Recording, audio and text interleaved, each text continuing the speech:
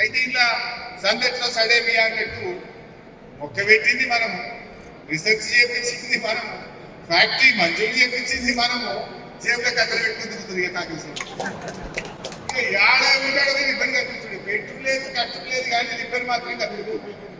ఇది కొత్త కథ ముప్పై ఏడు వీడికి వస్తారంటే ఇంకా వచ్చి ఇబ్బంది కదిలిస్తాం ఇక అంత మేము మోసినట్టు ఇక బరువు మోసినట్టు.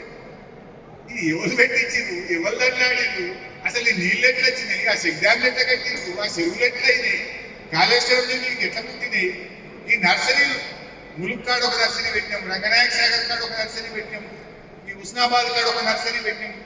ఆయిల్ పామ్ మొక్కలు పెంచడానికి కూడా 3 నర్సరీలు పెట్టి తండ్లాడి మొక్కలు పెంచి రైతులకు ఇచ్చి దీన్ని అంత చేసి పెట్టి మేము తిరిగి వస్తామన్నట్టు వచ్చింది. ఈ రకంగా జరుగుతూ ఉంది. ఏమంటావే వంట ఇంకా గడ్డ తిప్పినట్టు ఉంటుంది మన. అయితే ఇలా నాటింది విత్తనం నాటింది బీఆర్ఎస్ ప్రభుత్వం, కానీ పండ్లు తినడానికి మాత్రం కాంగ్రెస్ బయలుదేరి. మొక్క పెట్టింది, పెంచింది, పోషించింది బీఆర్ఎస్. ఆ పండ్లు వస్తే మాత్రమే మేము చెప్పుకుంటామంట. అమాయకులు ప్రజలకు తెలియదా దాని వెంట చెమట చుక్కలు ఎవరి పడ్డాయి, దాని వెంట తల్లాట ఎవరి, ఈ నీళ్ళు ఆడికెళ్ళి వచ్చినాయి, ఈ మొక్కల ఆడికెళ్ళి వచ్చినాయి, ఈ ఫ్యాక్టరీ ఆడికెళ్ళి వచ్చింది తెలియదా. ఈ ఫ్యాక్టరీ ఆ రోజు నిరంజనన్న వ్యవసాయ శాఖ మంత్రిగా ఉంది.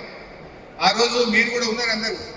13 ఏప్రిల్ 2022 నాడు గౌరవ అప్పటి వ్యవసాయ శాఖ మంత్రి నిరంజన్ రెడ్డి గారిని ఇక్కడ తీసుకొచ్చుకొని మీరందరూ కూడా డాష్ ఉన్నారు.